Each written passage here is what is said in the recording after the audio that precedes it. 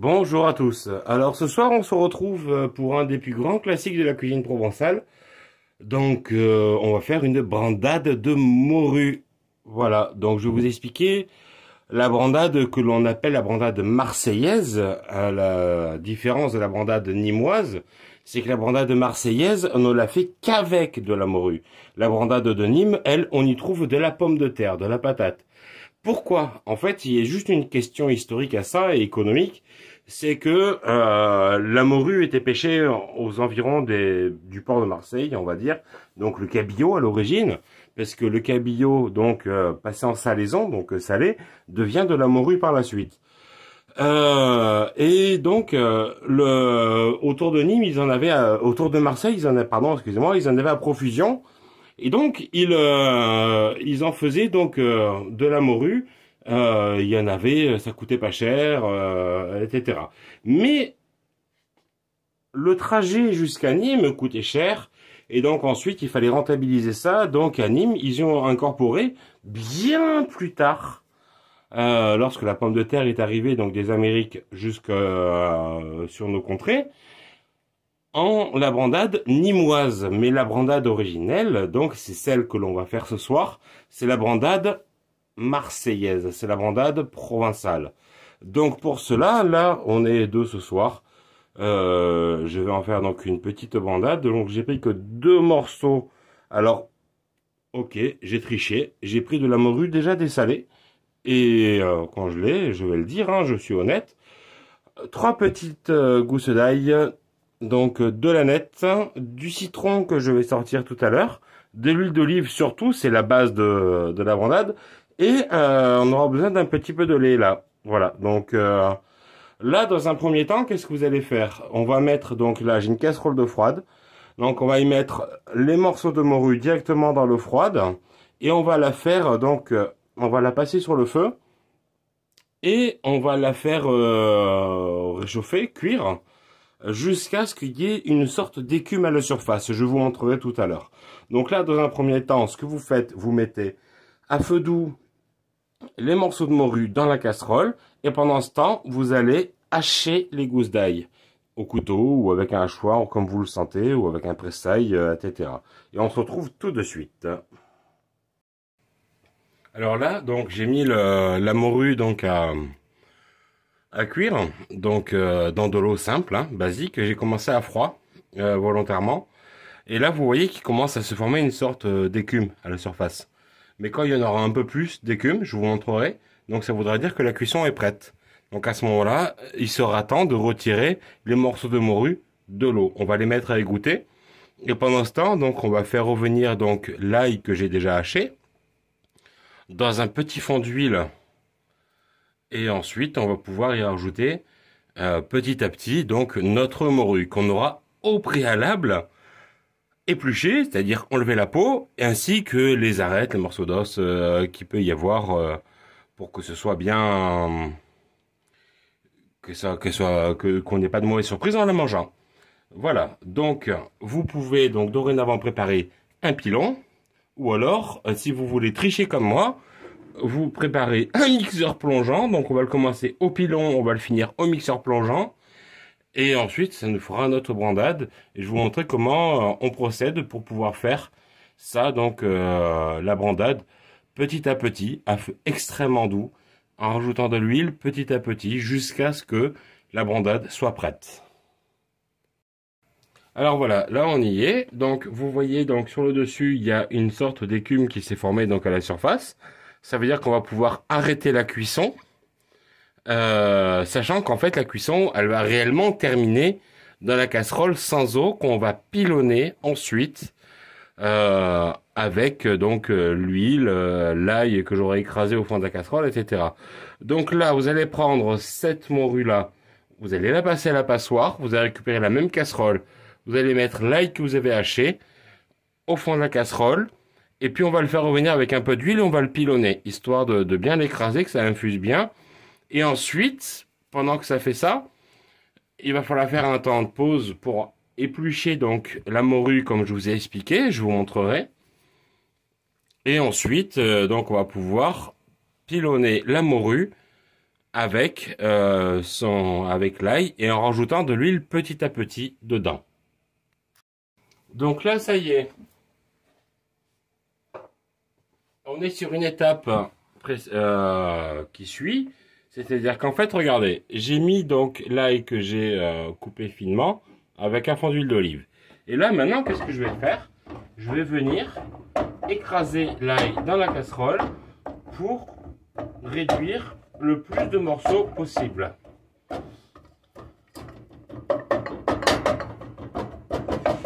Et là, je vais laisser infuser donc l'ail dans l'huile, sachant qu'en fait, réellement,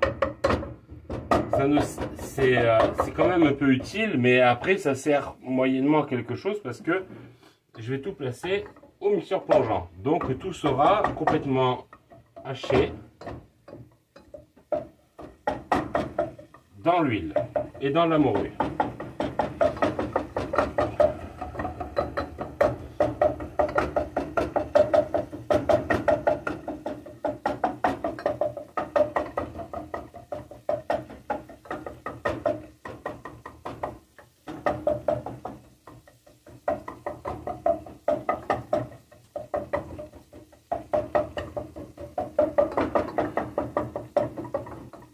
Le but, c'est qu'en fait, l'huile et le goût et l'arôme de l'ail. J'en ai pas mis beaucoup, hein. J'ai mis l'équivalent de 2-3 cuillères, pas plus. Hein. Et encore.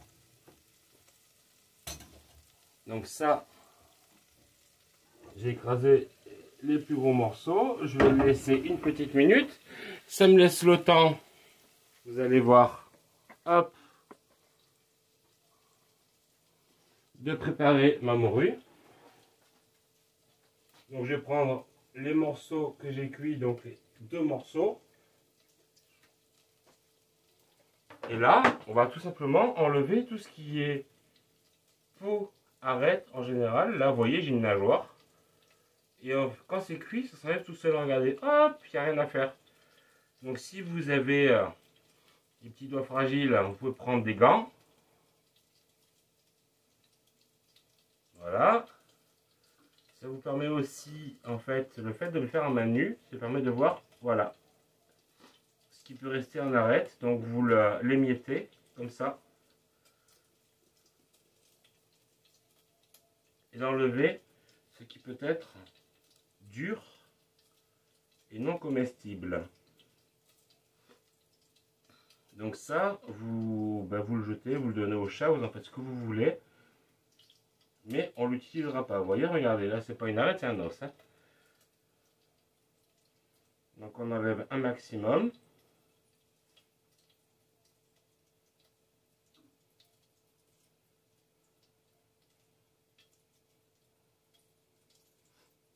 Après, donc, ça, là, je couperai, mais le but, c'est d'attendre que ça refroidisse un peu quand même. Pour pouvoir mieux je dis pas le malaxer à la main, mais quand même.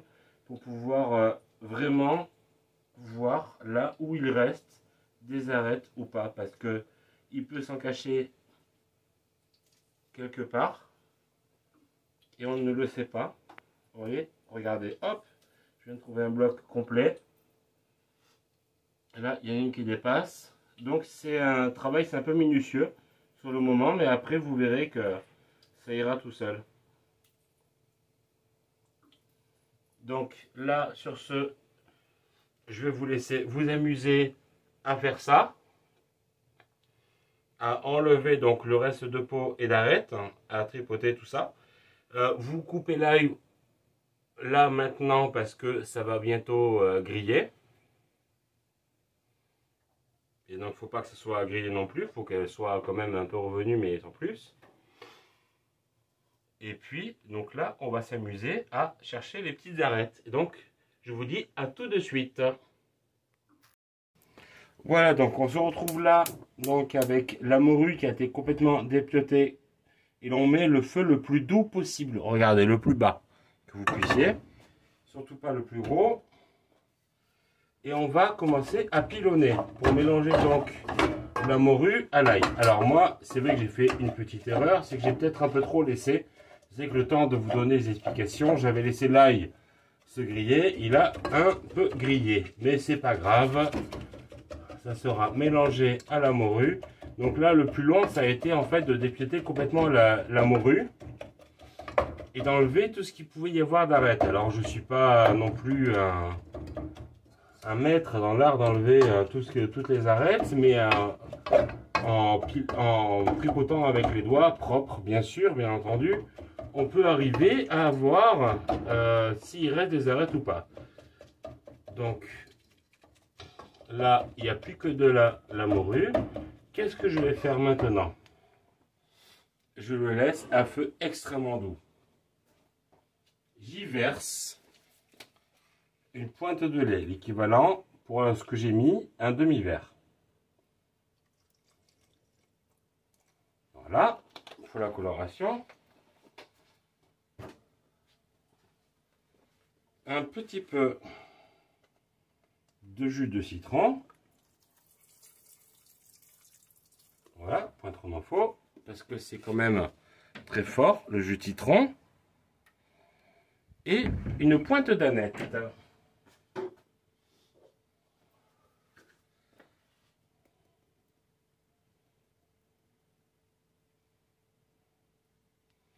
Donc en fait la morue, comme c'est un poisson qui a été séché au sel, c'est un poisson qui boit. Donc il faut pilonner dans le poisson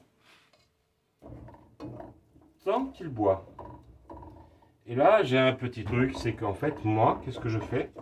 C'est que pour donner un petit peu plus de goût à ça, normalement, on n'a fait qu'à l'huile d'olive.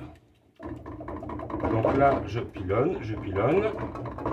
Vous allez voir, ça va gonfler. J'avais que 2 morceaux, mais ça va gonfler.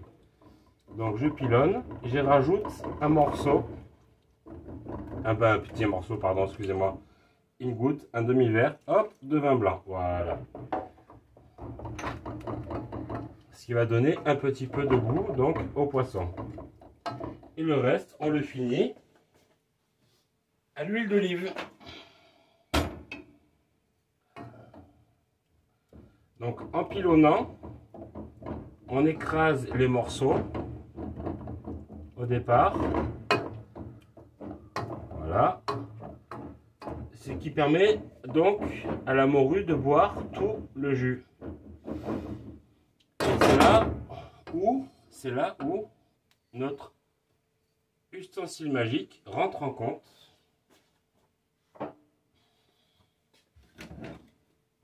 C'est-à-dire le mixeur plongeant. Comment fait-on? On va le mettre sur le bord du feu. Et on va mixer.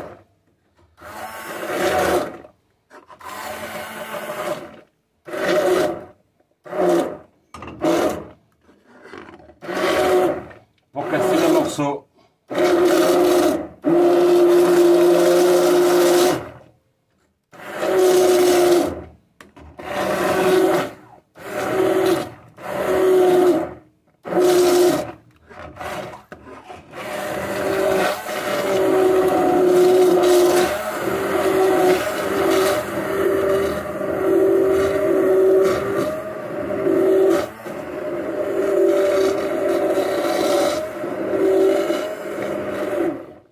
Parce que c'est vrai que sinon, la brandade, ça se fait traditionnellement uniquement au pilon.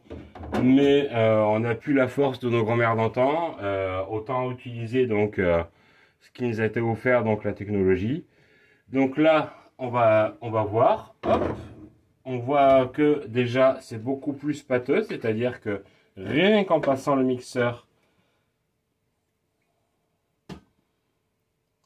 la morue a bu. On rajoute un peu d'huile. On en met, n'hésitez pas, c'est pas juste 1 ou 2 bouchons. Et on repasse le mixeur et ainsi de suite jusqu'à ce que la mixture ne puisse plus boire.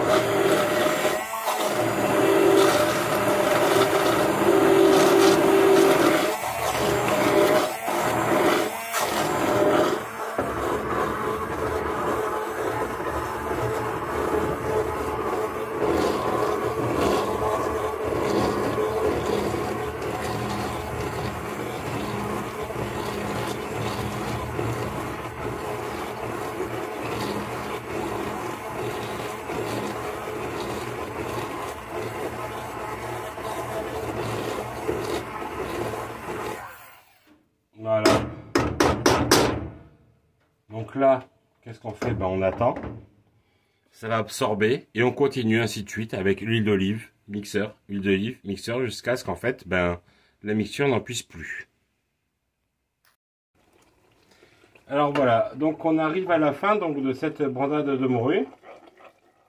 Effectivement, vous voyez qu'elle n'est pas blanche comme celle qu'on peut trouver donc dans les magasins, dans les boîtes de conserve que l'on trouve habituellement, tout simplement parce qu'en fait, ils utilisent donc de l'huile qui est neutre, donc comme de l'huile de colza, de l'huile de tournesol ou autre, ou voire de l'huile de palme hein, pour beaucoup. Moi, je n'ai utilisé que de l'huile d'olive et ensuite j'ai fait caraméliser donc mon ail dans la casserole et je n'ai utilisé que de l'huile d'olive. Donc là, moi, depuis tout à l'heure, je n'arrête pas donc de remuer et d'intégrer de l'huile jusqu'à ce que ça ne puisse plus boire. Donc c'est le cas là actuellement. Et là, je peux vous dire que ben, la brandade est terminée. Donc c'est vrai que ça ressemble plus à une bouillie qu'autre chose. Mais si vous débrouillez bien, vous pouvez arriver donc à avoir une brandade bien comme il faut. Voilà. Celle-là, elle est très belle. Elle est encore un peu huileuse. Donc qu'est-ce que je vais faire? C'est que je vais continuer de remuer sur le feu pour avoir donc une belle brandade qui aura bien bu toute l'huile telle qu'elle doit être dans les recettes authentiques, donc marseillaises. Sur ce, je vous souhaite une bonne soirée et je vous dis à bientôt.